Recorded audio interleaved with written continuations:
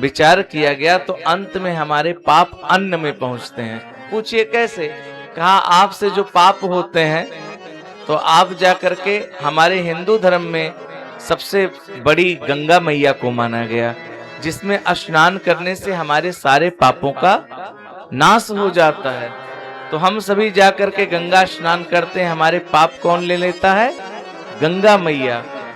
तो गंगा मैया क्या उन पापों को रखती है? नहीं, गंगा मैया सागर में जाके मिल जाती हैं। हमारे पाप कहाँ मिल गए? समुद्र में। और उस पाप को समुद्र भी नहीं रखते हैं। समुद्र क्या करते हैं? बादल के माध्यम से बारिश करा देते हैं। कहाँ? खेतों में। और खेतों में क्या पैदा होता है? अन्न। तो वो जो पाप हम गंगा में नहा के छोड़ के आए थे, वो पुनः अन्न में आ जाता है। उस अन्न को हम भोजन करते हैं तो हम पुनः पापी हो जाते हैं।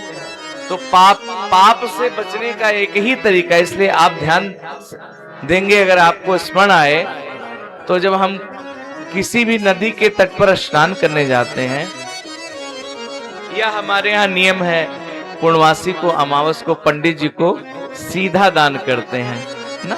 चावल है, दाल है, आटा है, आलू है, क्यों दान करते हैं? और गंगा जी के किनारे पे जाके अन्न दान करते हैं, इसीलिए क्योंकि असली जो पाप है वो अन्न में ही है। इसलिए भंडारा, हमारे यहाँ भोज भंडारा का बड़ा महत्व है। कोई भी कार्य हो, जन्म से लेकर के और मृत्यु उपरांत तक, हमारे यहाँ हर कार्य में भोजन कराने का नियम है। त्रयोदश में भोजन कराते हैं, मुंडन संस्कार में भोजन कराते हैं, विवाह में भोजन कराते हैं, कोई भी कार्य हो।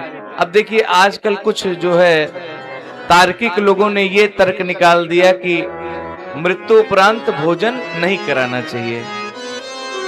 अब उनको कौन समझाए कि हमारे जो पूर्वज थे उन्होंने नियम को सोच समझ के बनाए। हमारे यहाँ हर चीज में, हमारे यहाँ कोई भी बर्थडे भी मनाते हैं बच्चे का तो भोजन कराते हैं। क्यों? इसलिए क्योंकि जितना हम भोजन कराएंगे उतना ही हमारे घर का दोष कम होगा। मान लीजिए जो व्यक्ति, मृत्यु जिस व्यक्ति की हो गई, तो उस व्यक्ति के आत्मा की शांति के लिए हम शांति भोज करते हैं।